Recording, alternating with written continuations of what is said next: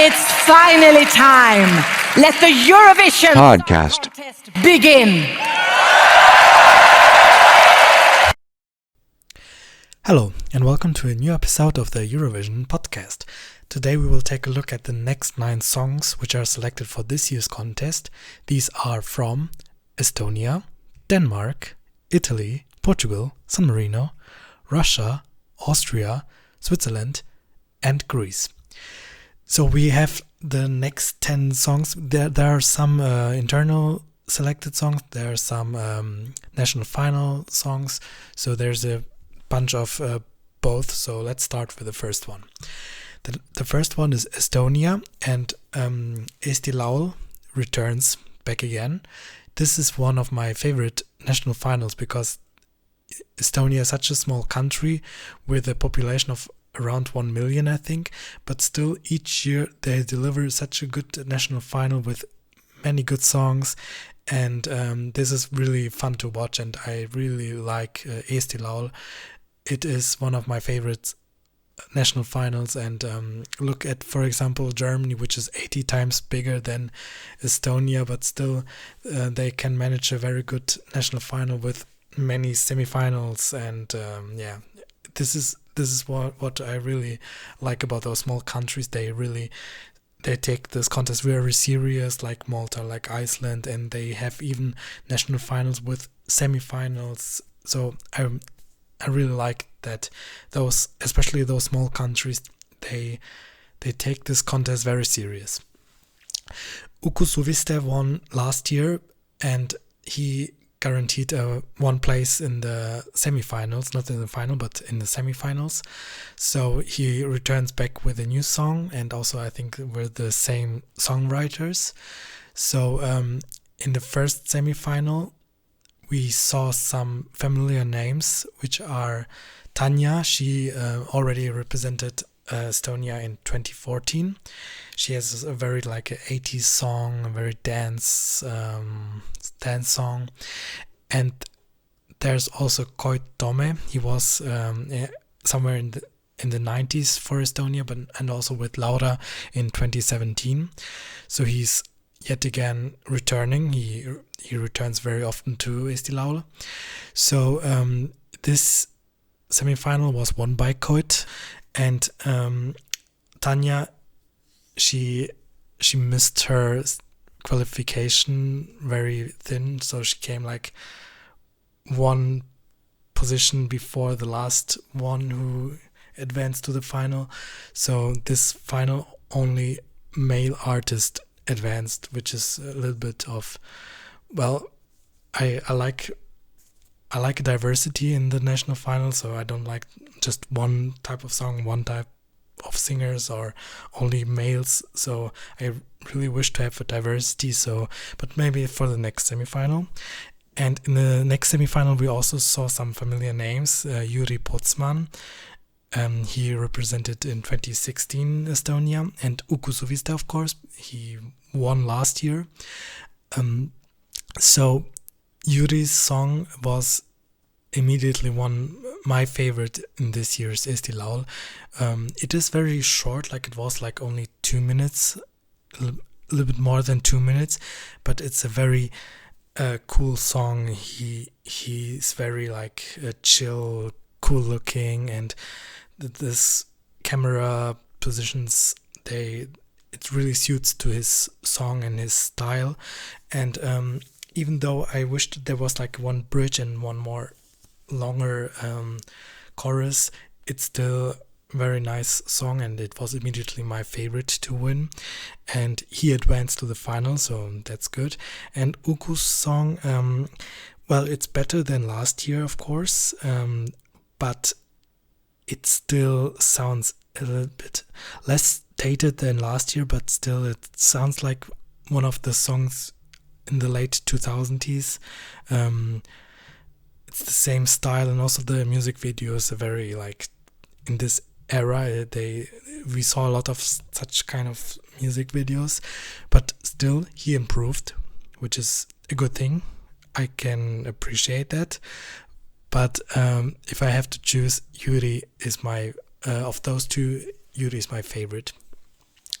So another faint favorite we saw was Gram of Fun, and they had also like very 80s song. So we see a clear trend in this year, a lot of 80s songs. So they did not advance, and I was very devastated because they really deserved to go through, but somehow the Estonians didn't like them, I don't know, so they stayed unfortunately in the semifinals. But at least we have in the final very good songs, very good artists like Uku and Chkoit, and there's also I think her name is called Sissi, and she's the daughter of Dave Benton. He won 20 years ago, so we have already another prominent, very celebrity name there. And those three artists, Uku, Yuri and Sissi, they even advanced to the next final. So there's like a super final, and the final was 50% televote and 50% jury. So those three won this combination of this voting.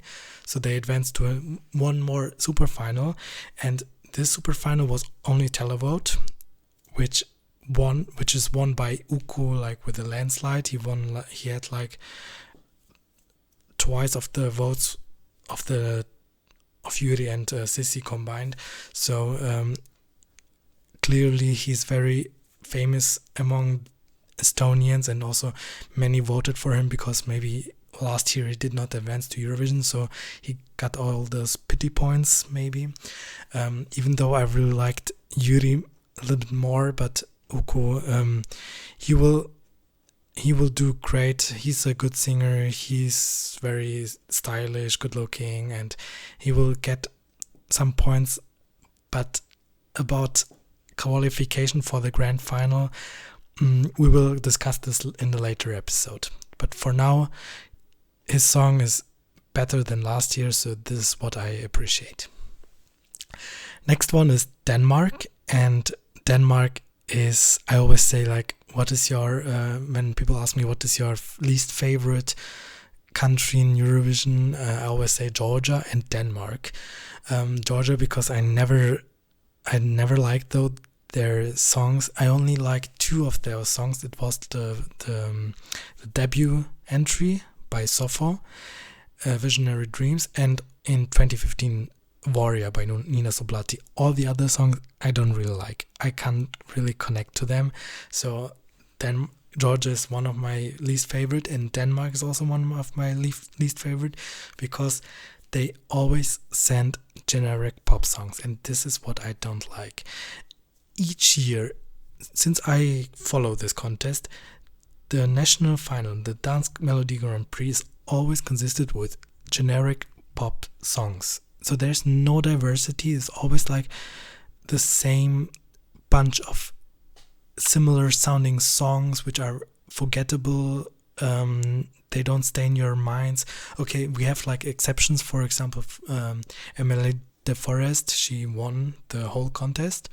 So okay, there's like few exceptions, but still the national final, it sounds so generic. I really wish that they have like other people selecting the songs for Dance Melody Grand Prix, because I think those people who are selecting the songs, they always choose like the most generic ones, and if there's like one special kind of song, very experimental, they always say like, okay, no, we don't want this, we just want this generic pop songs instead. So change those people in the TV channel, please. And also what I was really upset is that Ben and Ten, who won last year, they even applied for this year's too, but their song got rejected, and this is a no-go move to do. You need, when they apply to come back again, to try again, you need to take them into their final. I mean, they won last year. They did not have the chance to go to Eurovision. Then they applied with a song, and I heard the song. It was not a bad song. I mean, it deserved to be there more than the other songs in the final, but they got rejected, and I still don't know why they rejected them, because they had very good songs. So I don't know why they did this, but this is very unfair to them. And well, they were not my favorite last years, but still they need to have the spot in the final. I mean, of course they have to. So because of this, I didn't follow as much this final, because there are like 3 other national finals when Denmark chooses its song. But I somehow tried to listen to some of songs, but there's no clear favorite for me. And in the end, Fyr og Flamme won. It's a song completely in Danish, and it's, I think, the first time Denmark sends a song in Danish since 1997. So in this year they had to, because there was like this language rule. But so now it's the first time a Danish song is represented by Denmark. So props to that, but still their song is again an 80s song, but this doesn't sound like, a modern song with 80s influence, but it looks, or it sounds exactly like a song from the 80s. So it's a very generic. It is like someone released a song in 1988, but he didn't publish it publicly. So they took this song and they came up in this final with this song. So this is, I like 80s inspired songs, like Rayleigh's, for example, is very good, or also some international stars like Dua Lipa, The Weeknd, Miley Cyrus. They always right now they have a lot of 80s inspired songs, but those songs sound modern but have an 80s vibe. But this song, it sounds exactly like it came from 1980. Like, it's very 80s, but it's too much 80s. I know there's a trend right now, 80s songs, but this is too much 80s. Sorry, Denmark, no final for you. The next one is Italy, and again, Sanremo. It is like the most watched festival in Italy. It's also very old. It's even older than the Eurovision Song Contest, and it has a lot of tradition and a lot of quality. This is what I like about Sanremo. But still, I was never a fan of Sanremo, because it always sounded a little bit like, okay, quality, but not. It's not like Melody Festival, where you have very dancey pop songs, but it's more like Italian inspired quality rock ballad. I don't know. So for me, Sanremo is never a thing to watch, because first of all, it's very long. There's like 4 or 5 nights they have with a lot of songs, and it lasts until 2 a.m. in the night. So it's very painful to watch for someone who doesn't speak Italian, but I appreciate that it is a tradition and it's quality, and yeah, this is what I appreciate. But I cannot watch this. It's too much. It's a lot for me. But I heard that there are some familiar names from the Eurovision scene. So there's Francesca Michelin. She was in 2016. So again, someone from 2016. We could have like one reunion with Dami Im. She wanted to represent this year, but of course they took Montaigne again. Then we have Sanja Vucic from Hurricane. We had Yuri, Estonia, and Francesca Michelin. So we have a lot of artists from 2016 again, but none of them won. So Francesca, she came second, I think, which is a good thing, and I really liked her song. It was very very epic, very like how to say, like she had like it was like a duo, and you can see that there's like a lot of emotions when they sang the song. And we also saw Ermal Meta from Albania. Actually, he's from Albania, but he represented Italy in 2018, so he was also one of those artists.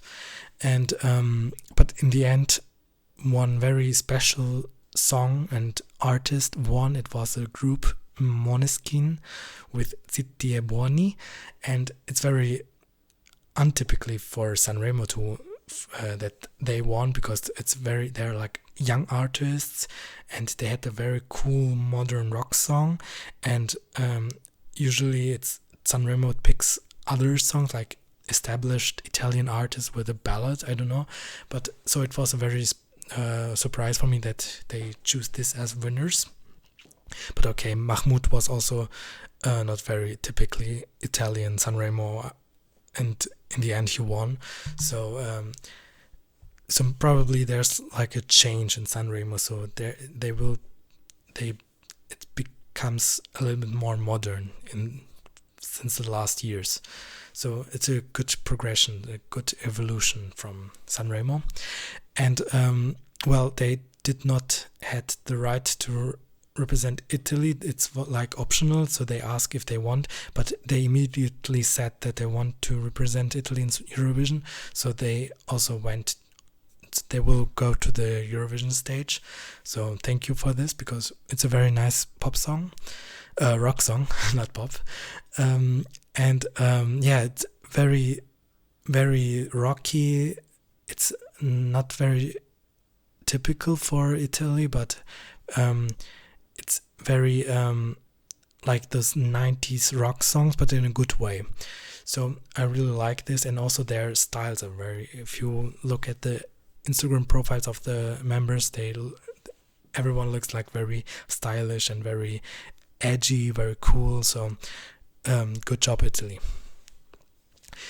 Next one is Portugal, and once again Festival da Canção is used again as a national final, and the last year's winner, Elisa, she did not participate, so we have new artists from Portugal. And when I heard the songs, I immediately got two favorites. It is Caretus with Saudade, and Nif or Nef with Dancing in the Stars.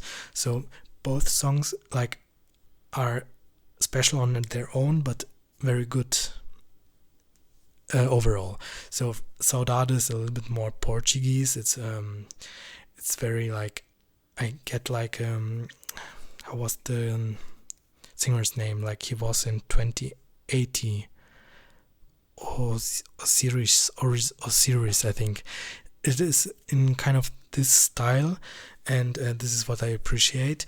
But for example, Nif his song is first of all in English, so it would be the first time we hear English, and it's very emotional, and it's a ballad. I always said if you have a ballad, you need to have an epic ballad to impress me. So this one is really one of the good ballads. It's not generic, slow, boring ballad, but it's very good lyrics. I think there's, I don't know what is it about, but I think about the death of his father. I'm not very sure, but I guess I read this somewhere. So it's a very personal song, very emotional song, and this is what I really appreciate. If you have a ballad, you need to have an epic ballad, not generic, slow, boring, but an epic ballad. And I guess this song is one of this. But in the end, it's the same trend as always. Not my favorite win. I think never my favorite win this year. So we have another favorite or another winner. It is the Black Mamba with Love Is On My Side. Well, it's also quality, but I don't really like this kind of style. It's very rocky, but ballad, like a ballad, rock ballad, and I appreciate the quality, but it's not very my cup of tea. I cannot hear this song more than 2 or 3 times, so then I get bored. So sorry, Portugal, you have always good songs in your final, but you always choose the wrong songs. I don't know why are you doing this? I don't know. So will they qualify? I guess no. It's a English song, and it's the first time I think Portugal sends a song completely in English. So if I would have this kind of record, I would I would go with Neve's song because his song is a little bit more applying to the televoters. But this song, okay, you choose this, you will not come far, sorry Portugal. But you won in 2017, so you can now relax a little bit. Next one is San Marino, and we know that Zenit returns back, and she did a very big promo tour. Like, she had released a lot of cover songs of EST classics under the hashtag of Freaky Trip to Rotterdam. So she did a lot of like covers which are like fan favorites. So it's a lot, but each of the covers, they had like a very good music video and very expensive music video.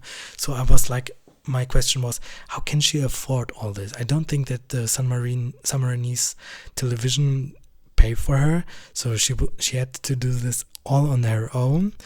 And when I heard like there's a rumor that Florida will be in her new song, in the EST song, I was like, well, how can she? Where she has all the money from? Like, she did a lot of promos. She did a lot of like. She recorded a lot of songs. She even recorded last year Cleopatra. So I was very surprised.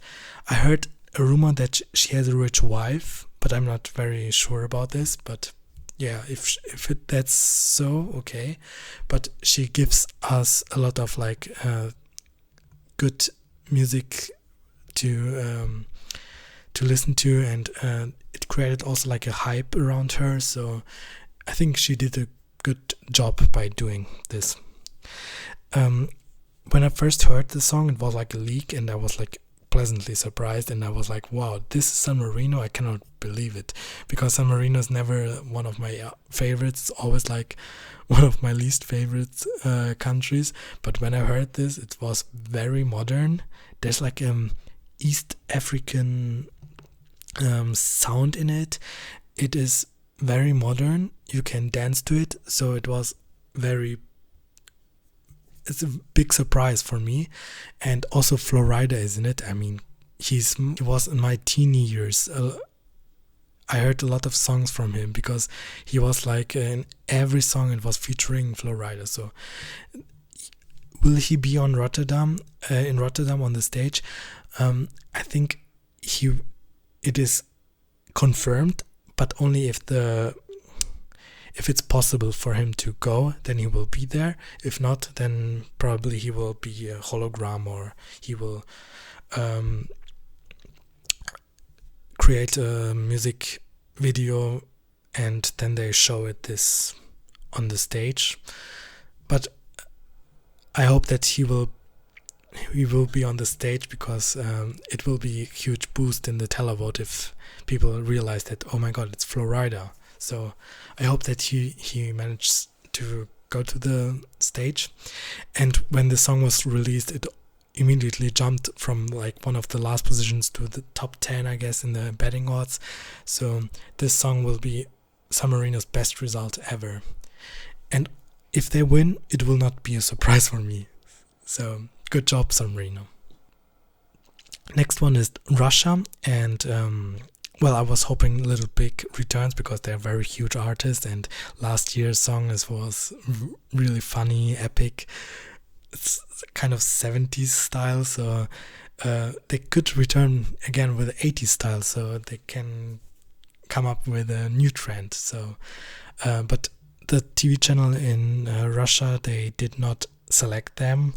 I think I read that they said that their song was not very good for them, so they declined a Little Big, and instead they came up with a new national final. It was like very spontaneous, and they come up with some artists. Probably there were like a lot of artists applying, and they choose, okay, before we choose it on our own, we will do a national final. And on 8th of March there was a national final, and it was Women's Day at this time. And Women's Day is a huge thing in Russia, and the song Russian Woman by Manija won. So it is a big, like, I don't know if it's a coincidence, but if she planned to do this, then it was a very good plan for her. So probably because of this also she won, because it's a very like woman empowerment song. So I really like this kind of messages. Not everyone will know this because it's in Russian, so but I guess by the staging it will become clear for every viewer.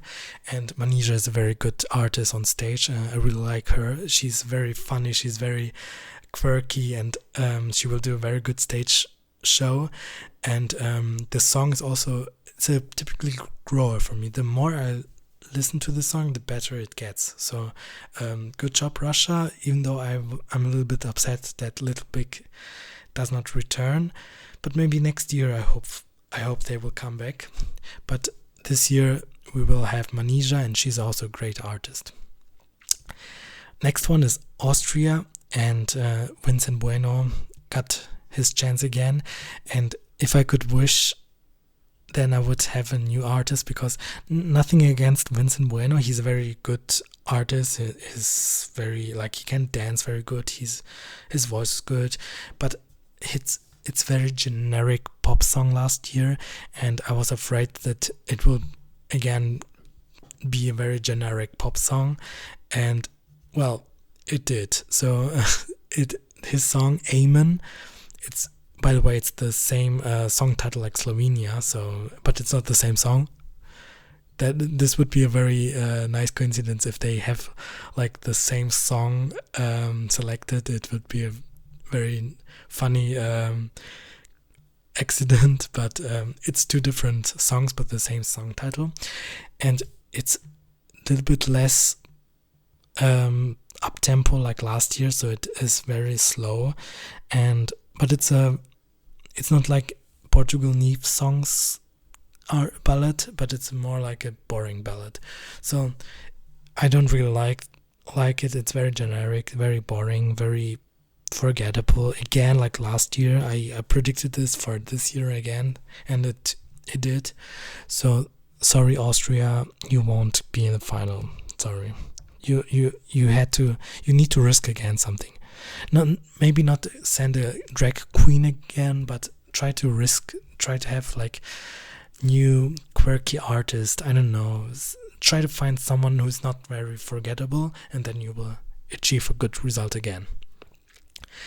Next one is Switzerland, and again, of course, John Tears returns because he was like a favorite last year, so no wonder he will come back again.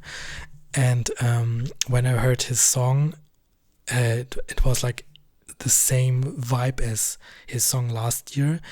It's again a French chanson ballad, very nice to hear, but it is even better than last year. Last year I really liked his song, but it was not the hype. I didn't understand the hype about his song last year. But this year he managed to get even a better song, and now this song has like an epic twist. Also the music video looks very cool. I feel like I'm on the spaceship through the streets of Switzerland. It's nice song, nice artist, good voice again, and also he kept his style, but he did even advance to go a step more and to make it more epic, and this is what I like. And when his song got released, it shooted immediately to number one on the betting odds, and I was like, okay, of course, I understand this, and he deserves to be very high in the odds, and this could be a potential winner. It has like the same vibe as Arcade. Maybe he will not be the winner in jury vote nor the winner in televote, but he will be very high, so in the end he could emerge as a winner. So this could really happen. And the last song for today is Greece, and we again see the same artist and same team like last year, again for this year. Stefania, she has already experience in Eurovision. She competed in Junior Eurovision for the Netherlands because she's Dutch, but she has Greek parents, so she's both. She's Dutch and Greek, but this year she goes with Greece. And well, her song last year was very good. I was never a fan of Konstantopoulos songs, but he managed really to have a really nice song for her. It's very age appropriate, her song last year, and unfortunately it did not advance to the final because we know that the contest last year was cancelled. So I had a little bit high hopes for this year again, and she managed to fulfill my high hopes, and her new song Last Dance is even better than last year.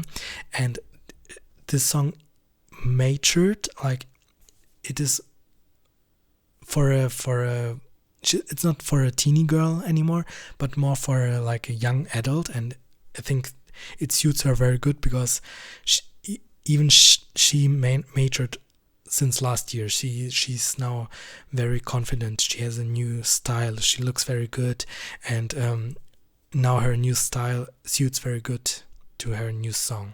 So this one is very good development. I really like this, and I also think that the staging will be very epic, and she will dance very nice. Her voice is very good. Of course, we know this from Junior Eurovision, and she will manage to bring Greece back to the final. So this is for sure a qualifier for the final. So that's for today. Thank you for listening, and see you soon. Bye.